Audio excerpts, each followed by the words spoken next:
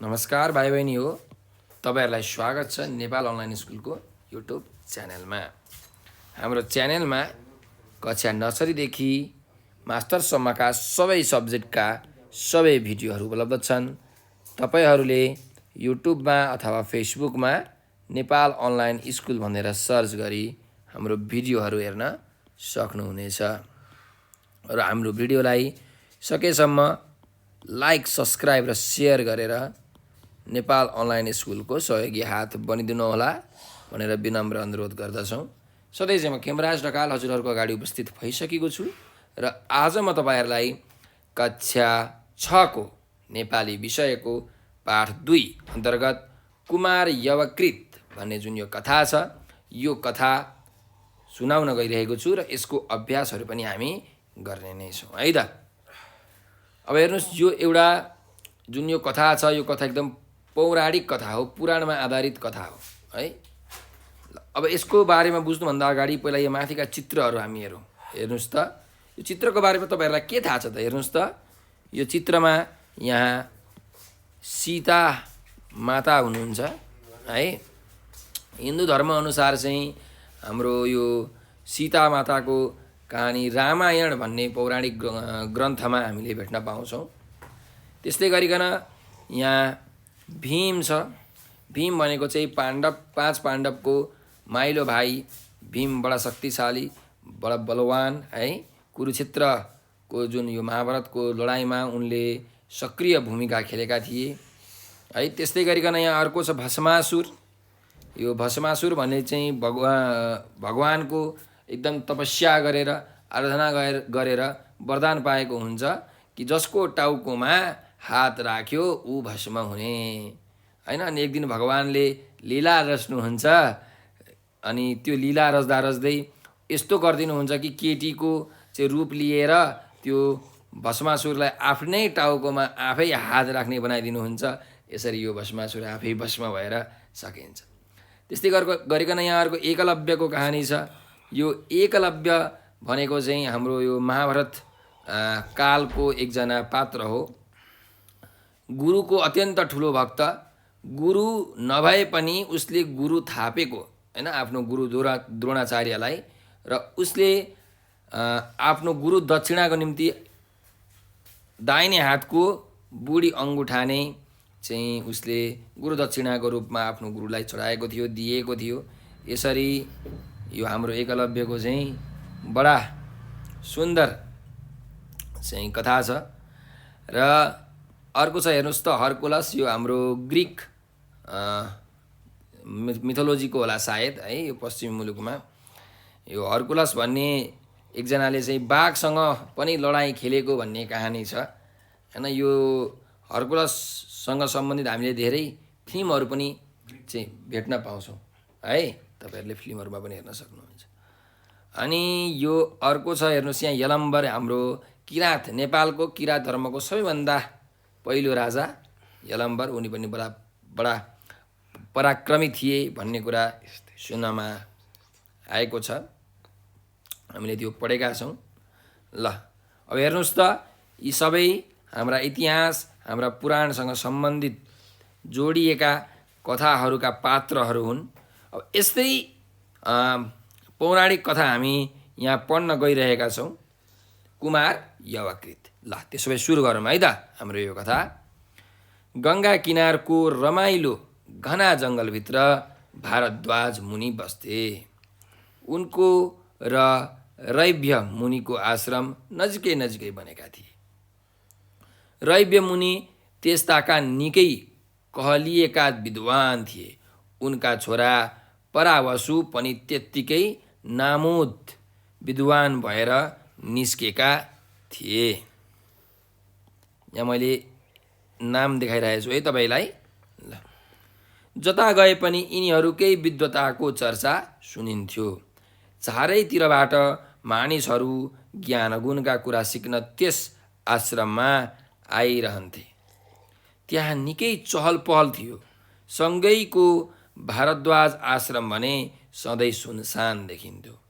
भारद्वाज आफू धेरै जसो समाधिमै रहन्थे। उनका छोरा यवकृत हलक्क बढेका त थिए तर पढेका भने थिएनन्। उताको आश्रममा भने परावसु र उर्वावसुको चहल पहल थियो। यो देखेर यवकृतकै मनमा पनि धेरै कुरा खेल्न थालेका थिए।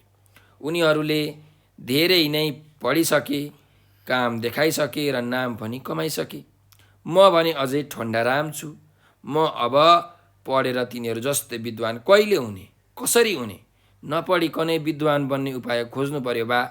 मनमा यस्तै यस्तै कुरा खेलाउँदै एक दिन कुमार यवकृत देवराज इन्द्र कहाँ आइपुगे। अब यहाँ हेर्नुहोस् त, एकजना यहाँ मुनिको कथा छ, भारद्वाज मुनि। यहाँ एउटा जङ्गल रहेछ, त्यो जङ्गलभित्र चाहिँ दुईवटा मुनिहरूको आश्रम रहेछ। एकापट्टि भारद्वाज मुनिको आश्रम रहेछ भने अर्कोतिर रैव्य मुनिको आश्रम रहेछ। र भारद्वाज मुनिको आश्रममा चाहिँ मान्छेहरूको चहल पहल हुँदैन रहेछ, तर रैव्य मुनिको आश्रममा चाहिँ धेरै मान्छेहरूको आउने जाने घुइँचो लाग्ने रहेछ। अनि यहाँ यो परावसु भनेको चाहिँ हाम्रो भारद्वाज मुनिको छोरा परावसु होइन है, रैव्य मुनिका छोरा चाहिँ परावसु। त्यस्तै भारद्वाज मुनिका छोरा चाहिँ यवकृत है। अब यतापट्टि यवकृत जुन भारद्वाज मुनिका छोरा छन् यवकृत, उसलाई के लाग्यो भने उतातिर मान्छेको चहल पहल चाहिँ एकदम बढेको छ होइन। अब उनीहरू चाहिँ एकदम कमाउन थालिसके, काम गर्न थालिसके, धेरै पढिसके, मैले चाहिँ पढेको छैन होइन। अब कसरी चाहिँ उनीहरू जस्तै विद्वान हुने त भनेर, नपढिकन कसरी विद्वान हुने त भन्ने कुरा चाहिँ ऊ मनमा खेलाउँदै थिए। अनि खेलाउँदै एक दिन चाहिँ यवकृत देवराज इन्द्र, स्वर्गका राजा इन्द्रका नजिक पुगे है। यहाँसम्म हाम्रो कथा छ। अब अगाडि पढौँ। यवकृतका सबै गुनासा सुनिसकेपछि इन्द्रले भने, बाबु यवकृत, ज्ञान र सिप आर्जन गर्न मिहिनेत गरेर पढ्नै पर्छ। नपढी विद्वान बन्न खोज्नु त सपनामा लड्डु खाएर विपनामा अघाउनु जस्तै हो है। तिमी विद्वान गुरु कहाँ जाऊ, मिहिनेत गर। हेर, पढेर सिक्नै नसक्ने मान्छे तिमी होइनौ। तिमी पढाइमा म पनि जो सकेको मद्दत गरौँला, तिम्रो पढाइमा म पनि जो सकेको मद्दत गरौँला, हुन्न भनेर यसरी इन्द्रले उसलाई भने। देवराज इन्द्रले मन लगाएर उपाय गरिदिए भने नपढिकन पनि विद्वान बन्न सकिन्छ भन्ने यवकृतले अठोट गरे। उनले अझ जिद्दी गरेर भने, म अब पढ्नतिर लाग्दिनँ, म भ्याउँदिनँ काका। मलाई तपाईले जसरी पनि नपढिकनै विद्वान बन्ने उपाय बताइदिनै पर्छ। इन्द्रले विभिन्न उदाहरण दिएर पटक पटक सम्झाइ बुझाइ गर्न खोजे, तर उनको जिद्दी झन बढ्दै गयो। आखिरमा उनले इन्द्रका ढोकामा अनसन नै सुरु गरे। अब यहाँ हेर्नुहोस् त के भएछ त, कुमार यवकृत चाहिँ नपढिकन विद्वान बन्नलाई चाहिँ देवराज इन्द्रकोमा गएका थिए। अनि देवराज इन्द्रले चाहिँ नपढिकन विद्वान हुन सकिन्न, नपढिकन विद्वान हुनु भनेको त सपनामा लड्डु खाएर विपनामा अगाउनु जस्तै हो भनेर चाहिँ भने। तर पनि यवकृतले चाहिँ मानेकै थिएनन्। अब त म झन् पढ्दै पढ्दिनँ होइन, म पढ्न भ्याउँदिनँ, त्यही भएर मलाई नपढिकनै विद्वान बन्ने उपाय त तपाईँले भन्नै पर्यो भनेर यसरी भनिसकेपछि त अब इन्द्रले चाहिँ अझै बुझाइरहेका छन्, होइन तिमीले मिहिनेत गर्नुपर्छ होइन, मिहिनेत नगरिकन विद्वान हुन सकिन्न भनेर भनिराख्नु भएको छ। तर पनि यवकृतले मानेनन्। अब त अति नै गर्न थाले। यवकृतले के गरे, अनसन नै बसे होइन, खाली पेट। जबसम्म तपाईँले मलाई चाहिँ नपढिकन विद्वान हुने उपाय भन्नुहुन्न अथवा विद्वान बनाउनुहुन्न, म खाना खाँदिनँ होइन, बरु म खाना नखाइकन मर्छु, पानी पनि नखाइकन बस्छु भनेर यसरी उसले अनसन बस्न थाले। ल अब हेरौँ। कुमार यवकृत बिहान सबेरै गङ्गा स्नान गर्न जान्थे। स्नान सकिएपछि फर्केर इन्द्रका ढोकामा आई रात दिन कष्ट देखाएर पसारो परिरहन्थे। यवकृतको हट देखेर देवराज इन्द्र हैरान भए। सुरुमा 1-2 दिन त उनले केही सोच्नै सकेनन्।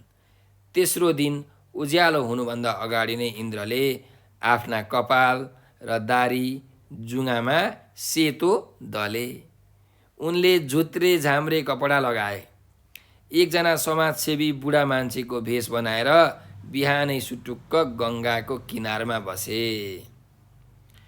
कुमार यवकृत गङ्गा स्नान गर्न जाँदा त्यहाँ किनारमा एकजना बुढा मान्छेलाई देखे। ती बुढा मान्छे आफ्ना मुठीमा बालुवा उठाउँदै गङ्गाको पानीमा फ्याँक्दै गरिरहेका थिए। बुढा मानिसलाई आदर गर्नुपर्छ भन्ने जानेका कुमार यवकृतले 2 हात जोडेर भने, प्रणाम हजुरबुवा। आशीर्वाद बाबु। पिलिक्क हेरेर मुस्कुराउँदै बुढा मान्छे फेरि आफ्नो काममा लागे। बुढा मान्छेको काम हेरेर मनको खुल्दुली रोक्न नसकी कुमार यवकृतले नजिकै गएर सोधे, यसरी गङ्गाको पानीमा 1-1 मुठी बालुवा फ्याँकेर के फल मिल्छ हजुरबुवा भनेर यसरी भने। प्रश्न सुनेर पहिले त बुढा मान्छे खित्का छाडेर हाँसे। उनले भने, बाबु यो त अक्कलको कुरा हो। हेर्नुहोस् न, यहाँ एउटा पुल नहुनाले बटुवाहरूले धेरै दुःख पाएका छन्। यहाँनिर फराकिलो र बलियो एउटा पुल बनाइदिनु पर्छ। त्यसपछि बटुवाहरूलाई गङ्गा पार गर्न सजिलो हुन्छ र मेरो नाम पनि चल्छ। म यो बालुवा नदीमा फ्याँकेर एउटा भव्य पुल बनाउन लागेको छु भनेर यसरी चाहिँ ती बुढा मान्छेले भने है। अब के भएछ त, एक दिन चाहिँ यो हाम्रो यो देवराज इन्द्र चाहिँ आफ्नो कपालदारीमा सेतो लगाएर एउटा बुढो मान्छेको चाहिँ भेष बनाएर गङ्गाको तटमा गङ्गाको किनारमा गएछन्। अनि त्यो गङ्गाको किनारमा चाहिँ बिहान सधैँ नुहाउनको लागि कुमार यवकृत चाहिँ आउँथे। अनि त्यही बेला त्यो बुढो मान्छेको भेष धारेको इन्द्र भगवानले चाहिँ बालुवा फ्याल्न थाल्नु भएछ। किनारमा नदीमा चाहिँ बालुवा फ्याल्न थाल्नु भएछ। अनि यो देखेर कुमार यवकृत छक्क परेछ र सोध्न थालेछ, तपाईँले यो बालुवा किन यो नदीमा फ्यालिराख्नु भएको छ? अनि यो प्रश्न सुनिसकेपछि ती बुढा मान्छेले भन्छन् कि यो त हाम्रो अक्कलको कुरा हो, यो त हाम्रो दिमागको कुरा हो है। यहाँ एउटा पुल छैन, यहाँ बटुवाहरू आइरहन्छन् हिँडिरहन्छन्। यहाँ पुल नभएको कारणले गर्दाखेरि ती बटुवाहरूले एकदमै धेरै दुःख पाएका छन्। त्यही भएर एउटा राम्रो चाहिँ बलियो पुल चाहिँ हामीले बनाइदिनु पर्नेछ भनेर उसले भन्छ। अनि यो बटुवाहरूलाई यहाँ यदि मैले पुल बनाइदिएँ भने मेरो नाम पनि चल्छ। त्यही भएर मैले चाहिँ यो बालुवा फ्याँक्दै यहाँ एउटा ठुलो पुल बनाउन लागेको हुँ भनेर यसरी ती बुढा व्यक्तिले भन्छन् है त। अब कथा पढौँ। बुढा मान्छेका कुरा सुनेर यवकृतलाई हाँसो उठ्यो।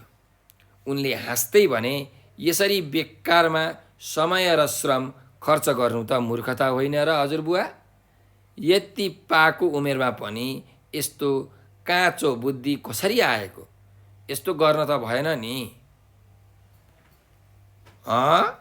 हुँदैन र? किन नहुने बाबु? बुढा मान्छेले गम्भीर भन्दै भने, बाबु हिजो मात्र मैले सुने एकजना यवकृत नामका होनहार कुमार केही दिनदेखि इन्द्रका ढोकामा अनसन बसेर विद्वान हुन कसिनु भएको छ अरे। विद्वत समाजमा हुर्केका कुमार यवकृत त्यत्तिकै कुरै नबुझी अनसन बस्नु भएको होला त?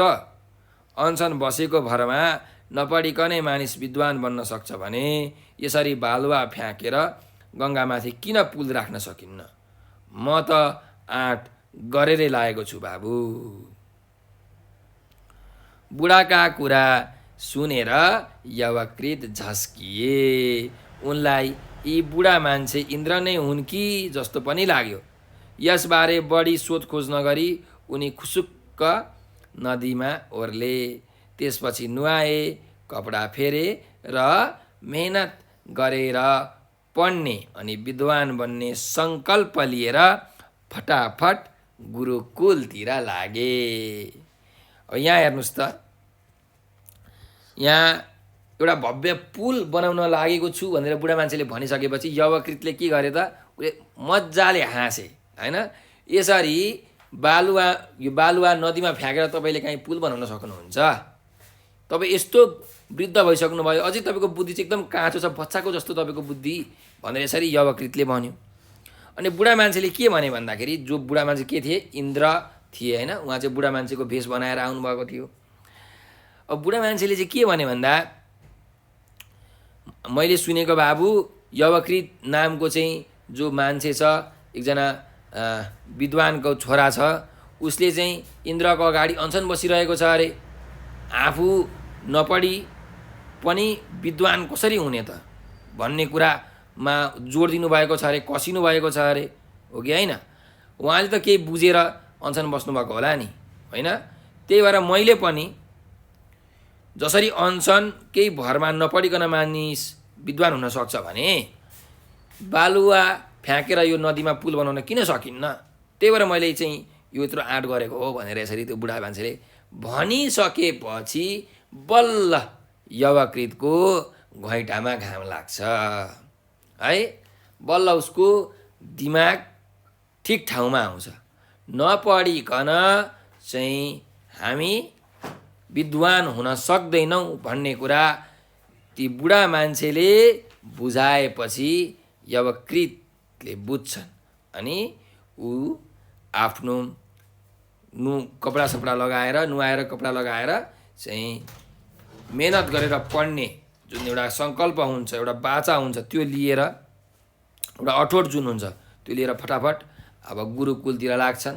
गुरुकुल भनेको चाहिँ जसरी अहिले हाम्रो यहाँ विद्यालय छ होइन, पहिले चाहिँ के हुन्थ्यो, गुरुकुल हुन्थ्यो है। प्राचीन पद्धतिको चाहिँ शिक्षा केन्द्रलाई हामी के भन्छौँ, गुरुकुल भन्छौँ। ल अब हेर्नुहोस् त, हामीले यो कथा पढिसकेका छौँ र यो कथाबाट बुझ्ने कुरा के हो त भन्दा, मेहनत हामीले नगरिकन राम्रो फल कहिल्यै पाउँदैनौँ है। त्यही भएर मेहनत परिश्रम गर्न छोड्नु हुँदैन। त्यो नै हाम्रो जीवनको के हो, सार हो भन्ने कुरा हामीले यो कथाबाट सिक्छौँ है। अब हेर्नुहोस्, यहाँ शब्द र अर्थहरू छन्। शब्द र अर्थ हामी कुरा गरौँ। आश्रम भनेको के रहेछ त हेर्नुहोस् त, प्राचीन ऋषि मुनिहरूले बस्नका निम्ति प्राय जङ्गलमा बनाएको आवास भनेको छ। भनेको जङ्गलमा एउटा सानो घर बनाएर जुन ऋषिमुनिहरू बस्नुहुन्छ हो, त्यो घरहरूलाई अथवा घरहरूलाई आश्रम भनिन्छ है। ल अब अर्को छ हेर्नुहोस् त, विद्वता भनेर। विद्वता भनेको विद्वान हुनुको भाव होइन। जस्तो म चाहिँ एकदम विद्वान छु भन्ने भाव आयो नि, हो कि होइन? अथवा उहाँ चाहिँ सर त कस्तो विद्वान हुनुहुन्छ भन्ने जुन एउटा भाव आयो हो, त्यसलाई नै हामी के भन्छौँ, विद्वता भन्छौँ है। ल त्यस्तै अर्को छ यहाँ शब्द समाधि भनेको छ। समाधि भनेको चाहिँ तपस्या गरेर बस्नु भनेर भन्न सकिन्छ है। यहाँ तपाईँहरूको समाधिको अर्थ छ तपस्या। ल अर्कोमा जाउँ। अनसन भनेको त तपाईँहरूलाई थाहा छ होला। अनसन भनेको आहार त्याग गर्नु, केही पनि नखानु होइन, पानी पनि नखानु। अब खाना त परै जाओस्, सबै कुरा त्यागेर बस्नुलाई अनसन भनिन्छ। त्यस्तै विद्वत भनेको बुद्धिमान, जो बुद्धिमान छ, जसले एकदम दिमाग लाउन सक्छ, ऊ चाहिँ विद्वत है। त्यस्तै यहाँ अर्को हेर्नु, सङ्कल्प भनेको छ। सङ्कल्प भनेको चाहिँ एउटा अटुट होइन, म त यो गर्छु भनेर हामी जुन भन्छौँ नि, हो त्यसलाई हामी के भन्छौँ, सङ्कल्प भन्छौँ। त्यस्तै गरिकन गुरुकुल भनेको तपाईँले बुझिसक्नुभयो, प्राचीन पद्धतिको शिक्षा केन्द्र। अब पहिले हाम्रो जस्तो स्कुल हुँदैन थियो हेर्नुहोस् बाबु नानीहरू। पहिले चाहिँ आश्रमहरू हुन्थ्यो। आश्रममा चाहिँ शिष्यहरू चाहिँ पढ्न जान्थे। हो त्यो गुरुकुलमा पढ्न जान्थे है, त्यहाँ पढाइ हुन्थ्यो, संस्कृत पढाइ हुन्थ्यो पहिले चाहिँ होइन। अब अहिले चाहिँ अङ्ग्रेजी भाषाहरू हाम्रो यहाँ पढाइ हुन्छ। ल अब चाहिँ हामी यस पाठ 2 को शब्द भण्डारतर्फ अघि बढौँ। यहाँ हाम्रो शब्द र अर्थको जोडा मिलाउनुहोस् भनेर भनेको छ। अब हामीले यहाँ जोडा मिलाउँ न त है। अब यहाँ हेर्नुहोस् त, पहिलो शब्द छ खुसुक्क भनेर छ। खुसुक्क भनेको के हो त भन्नुहोस् त? राम खुसुक्क घरबाट निस्क्यो भनेको सुटुक्क निस्क्यो हो कि होइन? हो, त्यही भएर खुसुक्क भन्ने शब्दको अर्थ के हुन्छ त? सुटुक्क। यसरी तपाईँहरूले जोडा मिलाउन सक्नुहुन्छ है। ल अब अर्को चाहिँ शब्दमा जाउँ। होनहार भनेको छ। होनहार भनेको के हो? एकदमै सिपालु व्यक्तिलाई हामी होनहार व्यक्ति भन्छौँ होइन। त्यही भएर यहाँ यसको अर्थ के रहेछ हेर्नुहोस् त? ज्यादै सिपालुलाई हामी के भन्ने रहेछौँ त? होनहार भन्ने रहेछौँ। ल अब अर्कोमा जाउँ। बेकार भनेर छ है यहाँ। बेकार भनेको के हो? म त बेकारमा कहाँ गएछु? पोखरा गएछु भनेको बिना काम पोखरा गएछु जस्तो भयो क्या, कामै नलाग्ने गरी होइन। त्यही भएर बेकार भनेको के रहेछ त? काम नलाग्नेलाई हामी के भन्छौँ? बेकार भन्छौँ है। ल त्यस्तै गरिकन यहाँ हेर्नुहोस् त, खित्का भनेको छ। खित्का भनेको चाहिँ के भन्दाखेरि आवाज हो क्या एउटा। तपाईँहरू मजाले हाँस्नुहुन्छ नि जब खित्का छोडेर हाँसी भनेर भनिन्छ नि होइन। हो त्यो भनेको के हो भन्दाखेरि बेसरी हाँस्दाखेरि जुन आवाज आउँछ, मजाले हाँस्दाखेरि जुन आवाज आउँछ त्यसलाई हामी खित्का भन्छौँ है। त्यही भएर खित्का भनेको के रहेछ त? बेसरी हाँस्दाको आवाज है। ल त्यसपछि अर्को शब्दमा जाउँ। हट भनेको छ। हट भनेको के हो? ढिपी, जिद्दीलाई हामी के भन्छौँ त? ढिपी गर्नु, जिद्दी गर्नु। त्यही भएर यसको अर्थ यहाँ के छ हेर्नुहोस् त? यहाँ हेर्नुहोस् है, जिद्दी भन्ने यसको यहाँ अर्थ छ। यसरी तपाईँले जोडा मिलाउनुहोस् है। ल अर्को छ हेर्नुहोस् यहाँ, नामुद भनेको छ। नामुद भनेको के हो? नाम चलेको, सबैले थाहा पाएको होइन, अथवा भनौँ प्रसिद्ध। त्यही भएर यसको अर्थ के हुन्छ? नामुदको प्रसिद्ध। त्यस्तै गरी अर्को यहाँ शब्द छ सङ्कल्प। भने सङ्कल्पको के हुन्छ हेर्नुहोस् त? सङ्कल्पको अठोट, सङ्कल्प गर्नु होइन। म चाहिँ अब यो नपढी छोड्दिनँ, पढ्छु भनेको अठोट गर्नु। सङ्कल्प लिनु भनेको अठोट गर्नु है त, अठोट लिनु यहाँ। त्यही भएर यसको अर्थ छ अठोट। र अर्को शब्दमा जाउँ, भव्य भनेको छ है। भव्य भनेको के हो? एकदम ठुलो होइन। जस्तो आज रामको बिहेको लागि भव्य तयारी गरिएको छ भनेको एकदम सुन्दर, एकदम विशाल, एकदम ठुलो चाहिँ तयारी गरिएको छ भनेको नि होइन। हो, त्यही भएर यो भव्यको अर्थ के हुन्छ त? हेर्दैमा सुन्दर एवं विशाल भनेर चाहिँ यसको अर्थमा यसरी तपाईँहरूले जोडा मिलाउनु होला है त। ल भाइ बहिनीहरू, अब हामी अझै अगाडि बढौँ। विपरीत अर्थ बुझाउने शब्द पाठबाट खोजेर लेख्नुहोस् भनेर भनेको छ है। ल अब यहाँ हेर्नुहोस् त, पहिलो प्रश्न छ मूर्ख शब्द छ। मूर्ख है भनेपछि मूर्खको विपरीतार्थ अर्थ बुझाउने शब्द के हुन्छ त? पाठमा पनि के छ होला त? विद्वान है। मूर्खको के छ? विद्वान। मैले यहाँ लेखेँ विद्वान। त्यस्तै गरी अब अर्को शब्द हेर्नुहोस् त, यहाँ के छ त? चेला। अब चेलाको विपरीत अर्थ बुझाउने शब्द के हो? विपरीत भनेको उल्टो अर्थ भन्न खोजेको है। त्यही भएर चेलाको के छ त? गुरु है। के छ? गुरु। पाठमा तपाईँले भेटाउन सक्नुहुन्छ है। त्यस्तै गरिकन अर्को शब्द छ यहाँ हेर्नुहोस्, पाकेको भनेको छ। भनेपछि के हुन्छ यसको उल्टो अर्थ? काँचो है। काँचो। त्यस्तै गरी अर्को छ हेर्नुहोस् त, शब्द के छ, हो हल्ला भनेपछि यसको उल्टो अर्थ के हुन्छ, सुनसान है। तपाईँले पाठबाट खोजेर लेख्न सक्नुहुन्छ है, पाठमा छ यो। त्यस्तै गरिकन विपना भनेको छ, विपनाको उल्टो अर्थ के हो, सपना। त्यस्तै गरिकन अन्त्य भन्ने शब्द छ, अन्त्यको उल्टो अर्थ दिने शब्द के हो, सुरु। अन्त्यको सुरु। त्यस्तै अन्तिम शब्द छ हेर्नुहोस् यहाँ, अप्ठ्यारो। अप्ठ्यारोको उल्टो शब्द के हो, सजिलो, हो कि होइन, त्यही भएर सजिलो। ल, यी सबै उल्टो अर्थ बुझाउने शब्दहरू जसलाई हामी विपरीतार्थक शब्दहरू भन्छौँ है। विपरीतार्थी अथवा विपरीतार्थक शब्दहरू हामी भन्छौँ हो। तपाईँले यो चाहिँ लेख्नु होला है त। ल, अब अभ्यास नम्बर 3 मा जाउँ।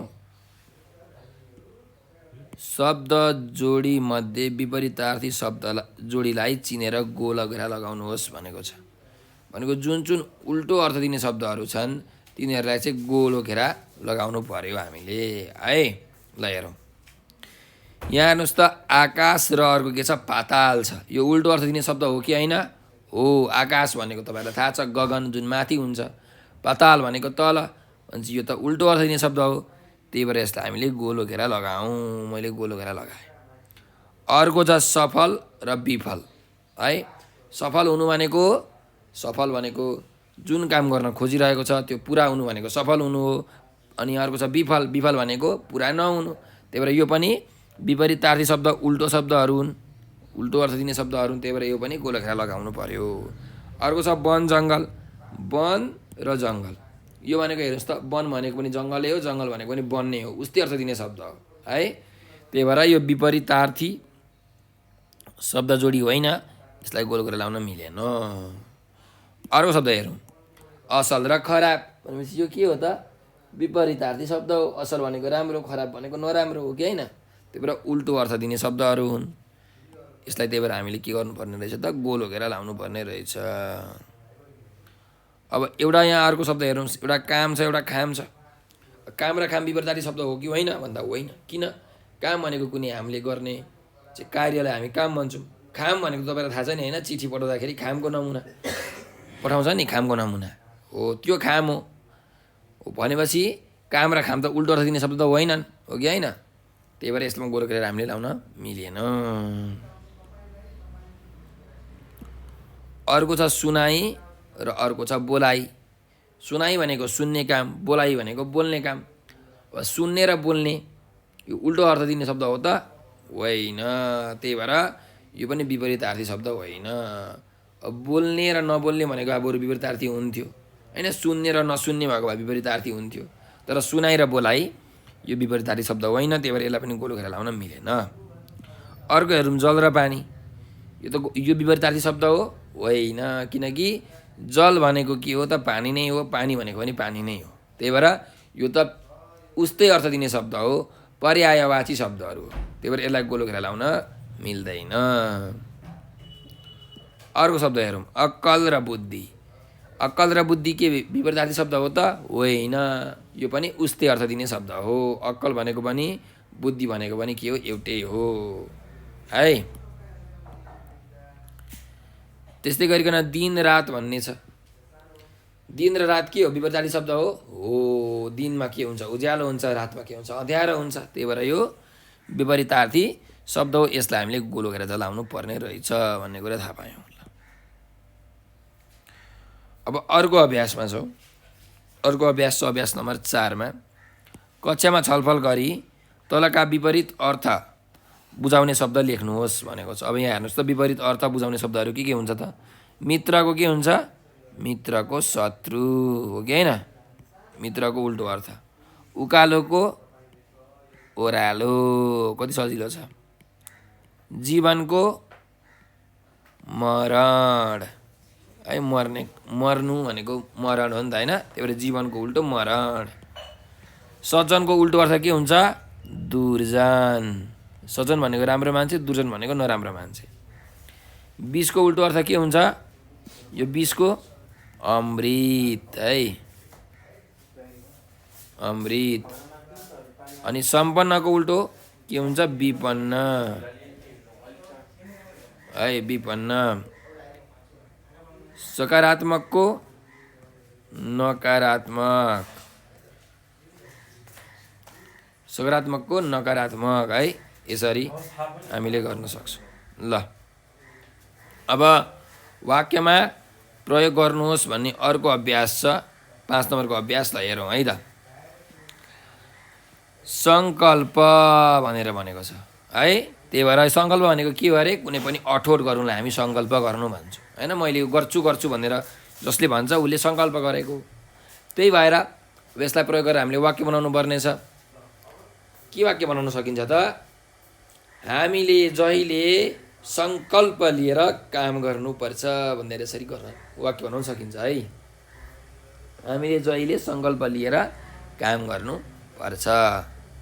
ल अर्को शब्द हेरौँ, जिद्दी है। रामले चकलेट खान निकै जिद्दी गर्यो भनेर यसरी हामीले वाक्य बनाउन सक्छौँ है त।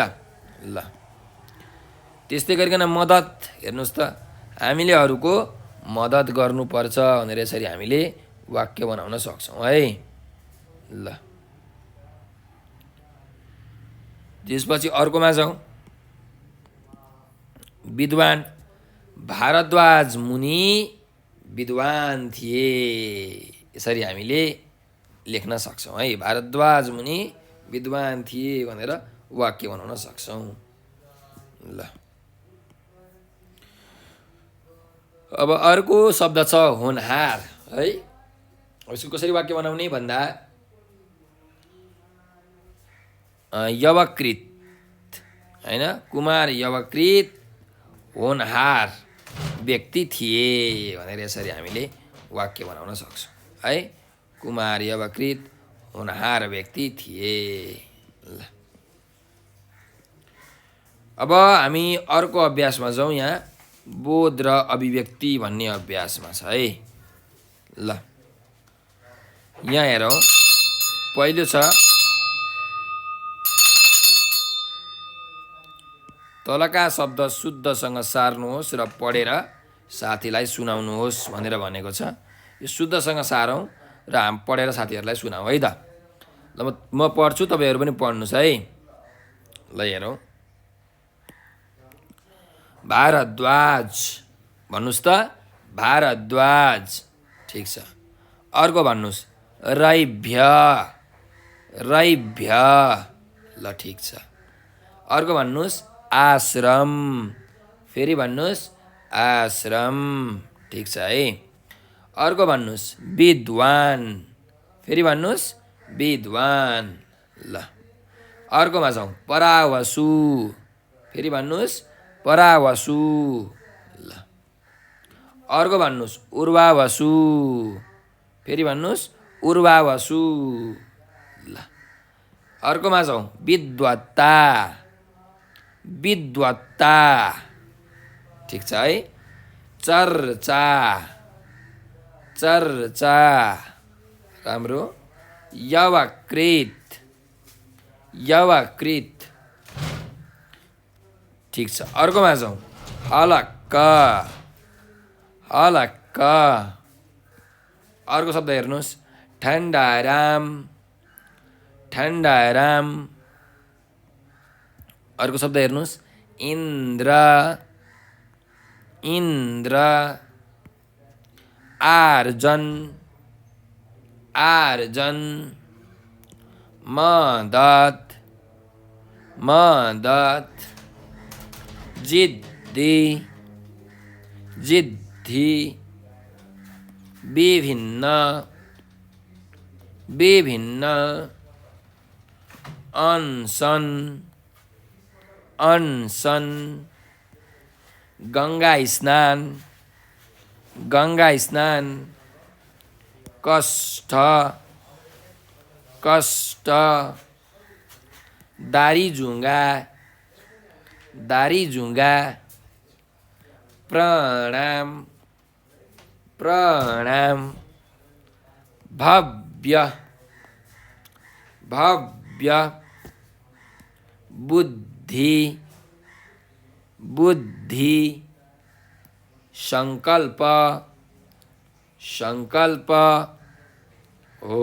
यसरी तपाईहरुले यी सबै शब्दहरू चाहिँ शुद्धसँग उच्चारण गर्नुहोस् र सार्नुहोस् अनि आफ्नो साथीहरूलाई पनि सुनाउनुहोस् है त। ल अब हामी अर्को अभ्यासतर्फ अघि बढौँ। अर्को अभ्यासमा छ हेर्नुहोस् त, अभ्यास नम्बर 2 पाठका आधारमा ठिक बेठिक लेख्नुहोस् भनेको छ। अब हामीले ठिक बेठिक लेखौँ है त। पहिलो प्रश्नमा छ यहाँ क नम्बरमा कुवार यवकृत भारद्वाज मुनिका पुत्र थिए। ठिक कि बेठिक? ठिक हैन, किनकि कुमार यवकृत भारद्वाज मुनिकै पुत्र थिए। त्यही भएर यहाँ हामीले ठिक लेख्न सक्छौं। ठिक। ल अर्कोमा छौं। यवकृत इन्द्र कहाँ पढ्नका लागि गए भनेको छ। पढ्नका लागि गएका हुन् कि के गर्न गएका हुन्? पढ्नको लागि गएका होइन। उनी त नपढिकन कसरी विद्वान हुने भन्ने उपायको खोजीमा चाहिँ गएका हुन् है। त्यही भएर यहाँ के हुन्छ त? बेठिक है। ल अर्कोमा छौं। यवकृत इन्द्रका ढोकामा दिनभर अनसन बस्थे। हो बस्थे त नि है। अनसन बसेका हुन् कि होइनन्? हो, त्यही भएर ठिक। त्यस्तै गरिकन विष्णु समाजसेवीको भेषमा गङ्गा किनारमा आए भनेको छ। हो होइन, को आए? इन्द्र चाहिँ समाजसेवीको भेषमा गङ्गा किनारमा आएका थिए। विष्णु भगवान त आउनुभएको होइन। त्यही भएर यो बेठिक। त्यस्तै गरी अन्तिममा जाउँ। कुमार यवकृत विद्वान बन्ने सङ्कल्प लिएर गुरुकुलतिर लागे भनेको छ। हो कि होइन? ठिक कि बेठिक? ठिक। अन्तिममा त बुद्धि उनको आयो। त्यही भएर उनी गुरुकुलतिर अब पढ्नुपर्छ भन्ने कुरा उनले बुझेर गुरुकुलतिर लागेका थिए। त्यही भएर यो के हो? यो ठिक हो। त्यही भएर ठिक है। यसरी ठिक बेठिक तपाईँले छुट्याउन सकिहाल्नुहुन्छ। अब अर्को अभ्यासमा जाउँ। यहाँ ठिक उत्तरमा ठिक चिन्ह लगाउनुहोस् भनेको छ। अब हेरौँ है त प्रश्न के छ। परावसु र उर्वासुको पिताको नाम के थियो भनेको छ। हेर्नुहोस्, यवकृतको पिताको नाम के हो? भारद्वाज हो। अनि परावसु र उर्वावसुको पिताको नाम के हो त? ल भन्नुहोस्, भारद्वाज हो कि रैव्य हो कि वशिष्ठ हो कि द्रोणाचार्य हो? रैव्य मुनि हो है।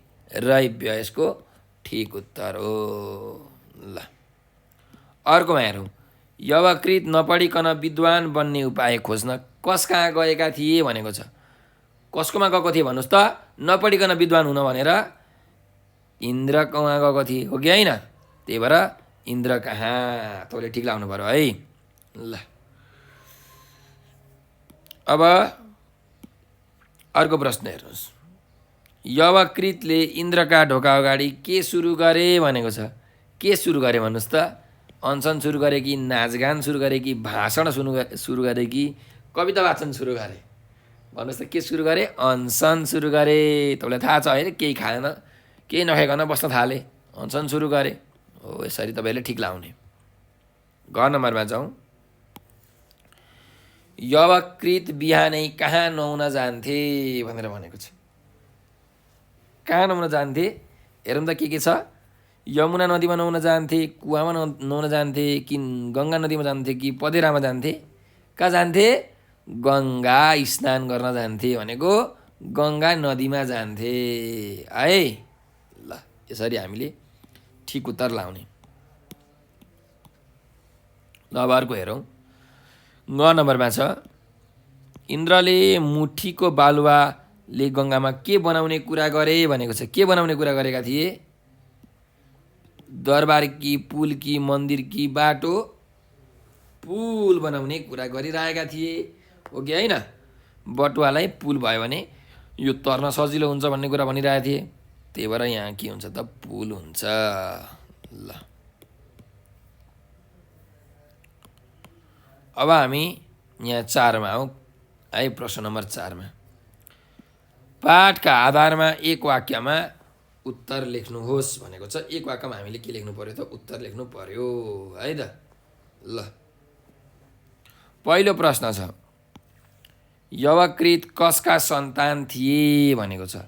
यवकृत कसका सन्तान थिए? यवकृत भारद्वाज मुनिका सन्तान थिए भनेर यसरी उत्तर लेख्नुहोस् है। भारद्वाज मुनिका त सन्तान थिए नि होइन? हो, त्यही भएर उसको उत्तर के रहेछ त? यवकृत भारद्वाज मुनिका सन्तान थिए। अर्को प्रश्न हेर्नुहोस्, यवकृत किन इन्द्र कहाँ गए भनेर भनेको छ। किन गए भन्नुहोस् त? इन्द्र कहाँ? तपाईँले ठिक भन्नुभयो। नपढी कसरी विद्वान हुने भन्ने उपाय खोज्न यवकृत इन्द्र कहाँ गए। के अरे? नपढी कसरी विद्वान हुने भन्ने उपाय खोज्न यवकृत इन्द्र कहाँ गए। ल अर्को प्रश्न हेरौँ, सपनामा लड्डु खाएर विपनामा अगाउनु भनेको के हो भनेर भनेको छ। भन्नुहोस् त, सपनामा लड्डु खाएर विपनामा अगाउनु भनेको के हो? नहुने कामको जिद्दी गर्नु भनेर भन्न खोजेको है। जुन काम हुँदै हुँदैन त्यसमा जिद्दी गरेर के काम छ त? होइन, जिद्दी गरेर केही फाइदा छ? छैन। त्यही भएर नहुने कामको जिद्दी गर्नु भनेको चाहिँ के हो? सपनामा लड्डु खाएर विपनामा अगाउनु भन्न खोजेको है। ल अब अर्को प्रश्न छ हेर्नुहोस् त, इन्द्रले किन भेष बदल्नु परेको हो भनेको छ। किन बदल्नु परेको हो? यवकृतलाई पाठ सिकाउनको लागि इन्द्रले भेष बदल्नु परेको थियो, हो कि होइन? हो, त्यही भएर इन्द्रले किन भेष बदल्नु परेको थियो? इन्द्रले यवकृतलाई पाठ सिकाउनका लागि भेष बदल्नु परेको थियो। ल अब हेर्नुहोस्, अर्को प्रश्न छ, यवकृतले नपढी पनि के कुरा जानेका थिए। यवकृतले नपढी पनि के कुरा जानेका थिए भनेर अर्को प्रश्न छ है। अब यो प्रश्नको उत्तर त के होला भन्नुहोस् त? के जानेका थिए उसले? नपढी विद्वान हुनुपर्छ भन्ने कुरा जानेका थिए।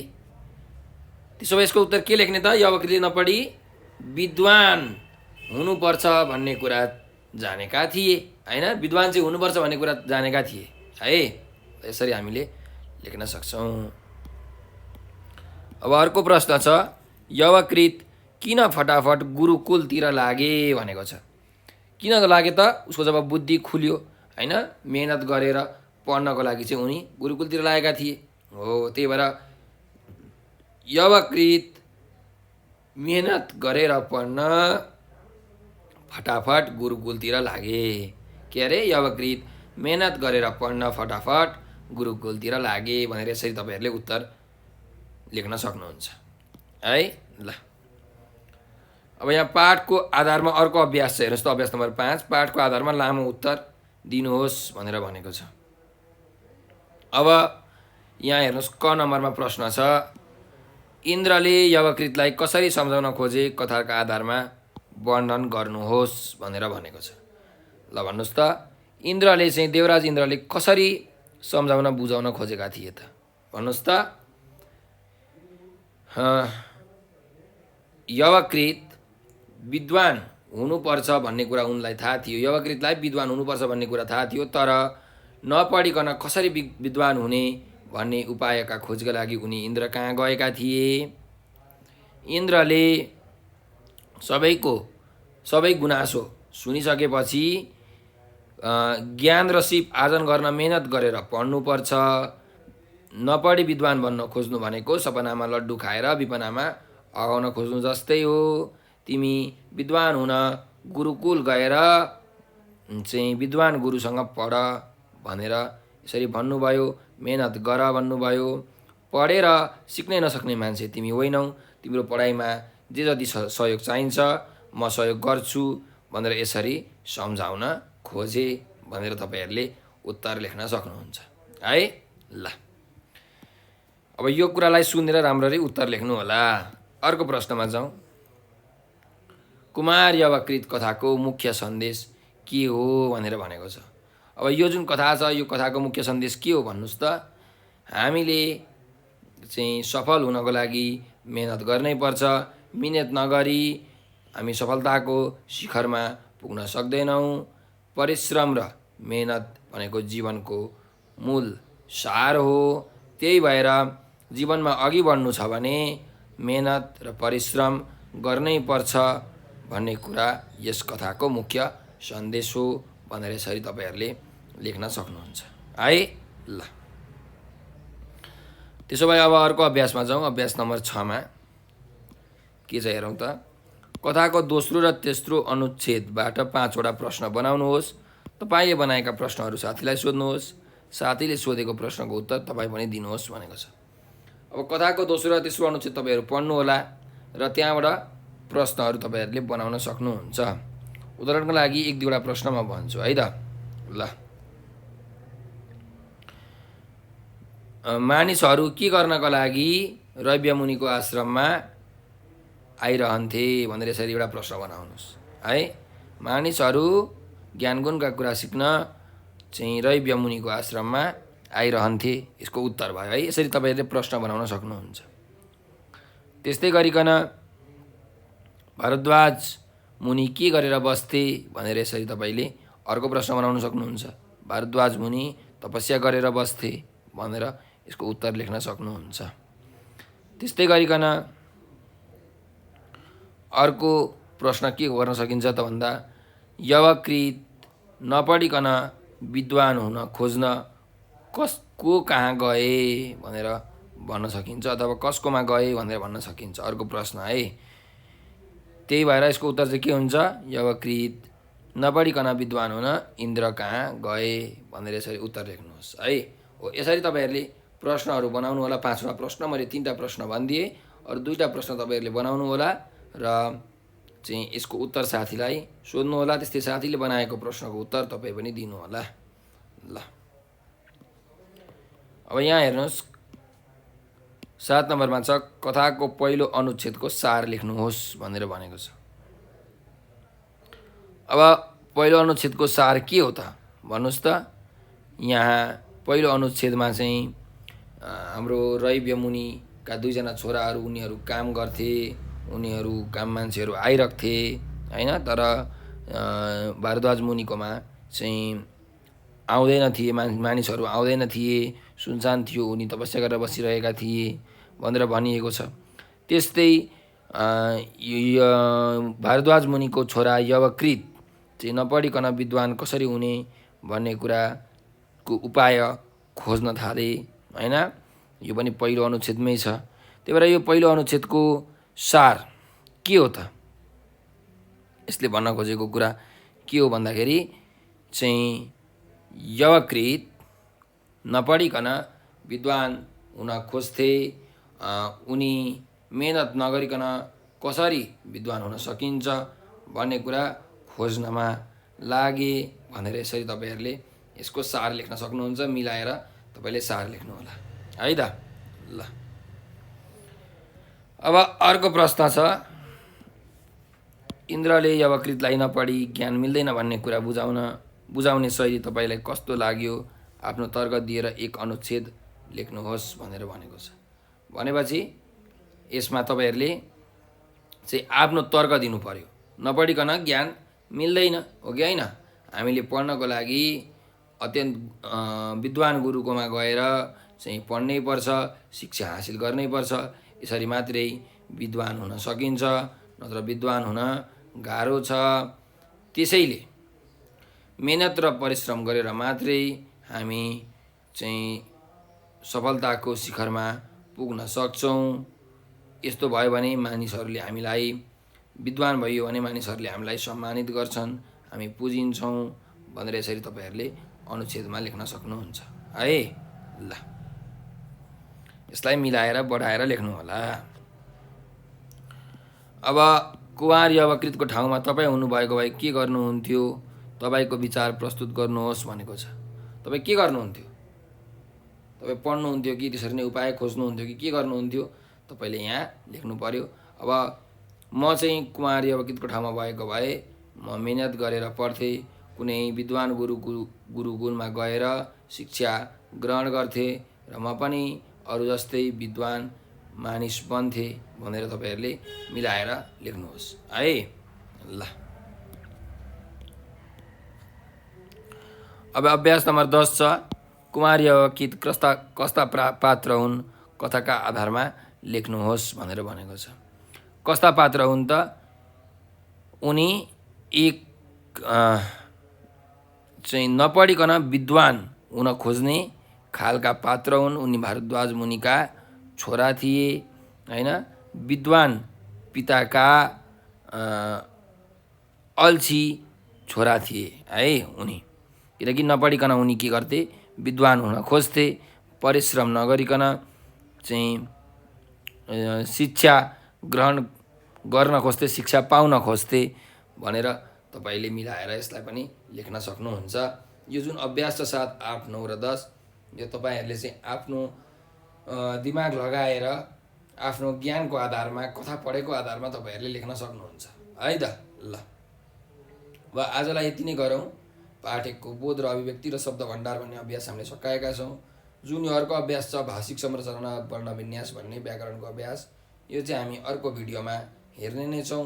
त्यतिन्जेलसम्मको लागि म बिदा लिन चाहन्छु र तपाईँहरूले एउटा नम्बर टिप्नुहोस्। तपाईँहरूले केही कुरा बुझ्नु भएको छैन अथवा हामी नेपाल अनलाइन स्कुलको टिमलाई केही सरसल्लाह सुझावहरू दिन मन छ भने यो नम्बर 9849595895 मा भाइबर, टेलिग्राम तथा मेसेन्जरमा चाहिँ वाट्सएपमा तपाईँहरूले म्यासेज गर्न सक्नुहुन्छ। र हामीसँग टिकटक, फेसबुक, ट्विटर र इन्स्टाग्राम पनि छ। तपाईँहरूले टिकटकमा, फेसबुकमा, ट्विटरमा, इन्स्टाग्राममा नेपाल अनलाइन स्कुल लेखेर सर्च गर्नुहोला र हामीलाई फलो गर्नुहोला। त्यहाँ हामीले रमाइलो भिडियोहरू हालेका छौँ, त्यस्तै पाठका भिडियोहरू पनि हालेका छौँ। ती भिडियोहरू हेरेर तपाईँहरूले धेरैभन्दा धेरै ज्ञान आर्जन गर्न सक्नुहुन्छ। र हाम्रो भिडियोलाई लाइक, सब्सक्राइब र सेयर गर्न नबिर्सनुहोला। यो भिडियो अन्तिमसम्म हेरिदिनु भएकोमा तपाईँहरूलाई हृदयदेखि धेरै धेरै धन्यवाद। स्वस्थ रहनुहोस्, व्यस्त रहनुहोस्, मस्त रहनुहोस्।